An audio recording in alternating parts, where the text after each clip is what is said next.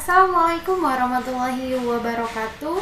Selamat siang kepada Bapak Raizky Renaldi Pramasa, Magister Ekonomi selaku dosen pengampu mata kuliah Green Economic and Trade, serta teman-teman akuntansi syariah kelas C yang berbahagia. Bismillahirrahmanirrahim. Assalatu wassalamu ala asrafil anbiya'i wal mursalin wa ala alihi wa sahbihi ajmain, amma ba'du. Baiklah, yang pertama-tama marilah kita panjatkan puji-puji syukur kehadirat Allah Subhanahu wa taala yang mana berkat rahmat dan ridhonya kita masih tetap bisa melaksanakan pembelajaran meskipun secara daring. Selanjutnya tidak lupa pula marilah kita haturkan salawat beriring salam ke hadirat kepada Habibana wa Nabiyana Muhammad sallallahu alaihi wasallam yang telah membawa kita dari sisi kegelapan menuju sisi yang lebih terang. Baiklah, izinkan saya di sini Linda Fitria Friani selaku moderator dari kelompok 5 yang akan memandu kegiatan presentasi kita pada hari ini. Baiklah teman-teman semua, setelah kita ketahui bahwasanya sumber daya alam itu merupakan sumber daya yang memang dihasilkan dari alam. Lalu bagaimanakah kaitan sumber daya alam dan lingkungan dengan akuntansi dan pasar? Baiklah, untuk mengetahui hal tersebut, marilah kita dengarkan pemaparan materi pertama yang akan disampaikan oleh rekan kami, yaitu Anggi Setia Yulian. Kepada Anggi Setia Yulian, tempat dan waktu dipersilahkan. Assalamualaikum warahmatullahi wabarakatuh. Nama saya Anggi Setia Yulian, selaku pemateri pertama. Mari kita belajar bersama tentang akuntansi sumber daya alam dan lingkungan yang mempunyai 3 subbab. Yang pertama ada pasar dan ekologi. Pasar terbentuk untuk barang dan jasa yang nyata, untuk hampir semua sumber dan untuk faktor produksi. Terdapat pasar untuk tenaga kerja, untuk kapital, dan untuk valuta asing. Seperti juga pasar untuk lahan, mineral, hutan, dan ikan. Pasar yang berfungsi dengan baik akan melaksanakan kegiatan ekonomi seperti kepala rumah tangga berbuat untuk rumah tangganya atau manajer berbuat untuk usahanya.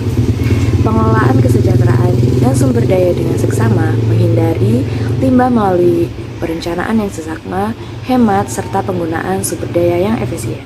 Sumber-sumber ekologi seperti udara, air, tanah, flora, dan fauna biasanya dianggap sebagai sumber yang terbuka tanpa kepemilikan, tidak memiliki pasar dan harga. Sumber-sumber ini lebih didefinisikan sebagai barang publik yang tidak ada kepemilikan dan tidak dapat dibatasi penggunaannya, karena tidak ada institusi yang menyeimbangkan interaksi antara permintaan dan penawaran.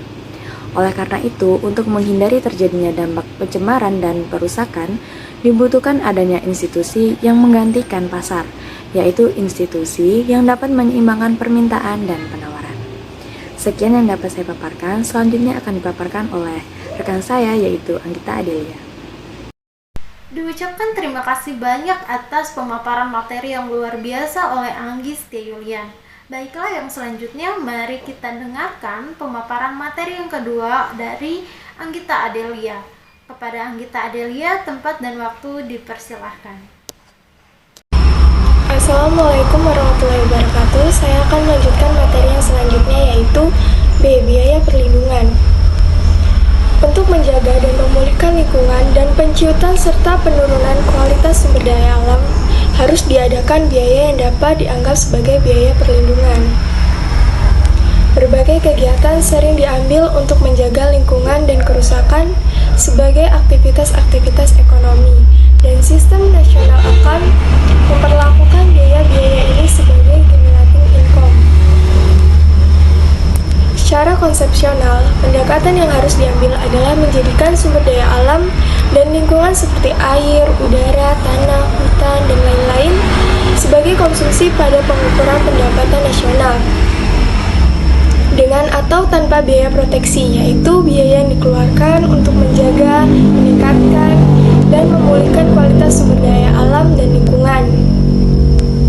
Perbedaan antara biaya proteksi dan depresiasi modal sumber daya alam dan lingkungan direfleksikan pada Net Domestic Product atau NDP. Sekian pemaparan materi dari saya. Selanjutnya akan dipaparkan oleh rekan saya, Noviana. Diucapkan terima kasih kepada Anggita Adelia atas pemaparan materi yang tidak kalah luar biasa. Yang selanjutnya Untuk materi yang terakhir akan disampaikan oleh Noviana Stianingrum. Kepada Noviana Stianingrum, tempat dan waktu dipersilakan.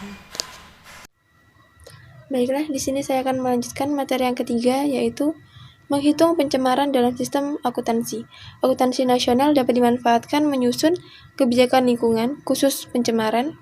Terdapat 4 aspek pencemaran yang dikemungkinan untuk diukur di dalam kerangka akuntansi nasional atau national account, yaitu keluaran pelaku pencemaran, kerusakan pencemaran, biaya pengendalian pencemaran, dan manfaatnya atau benefit.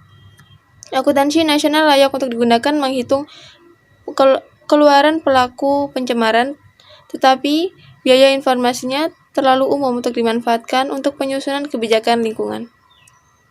Walaupun secara konsepsional dan operasional estimasi biaya-biaya kerusakan lingkungan dianggap sulit, adalah mungkin mengidentifikasi beberapa komponen utama biaya yang sudah masuk ke dalam akuntansi nasional tetapi belum ditampilkan secara terpisah.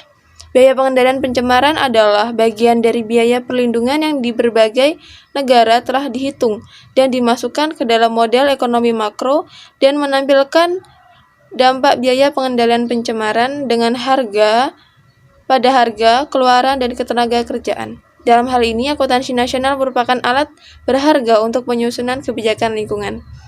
Sekian yang dapat saya sampaikan, saya kembalikan kepada moderator. Terima kasih. Baiklah, diucapkan terima kasih banyak kepada Noviana Stianingrum atas pemaparannya.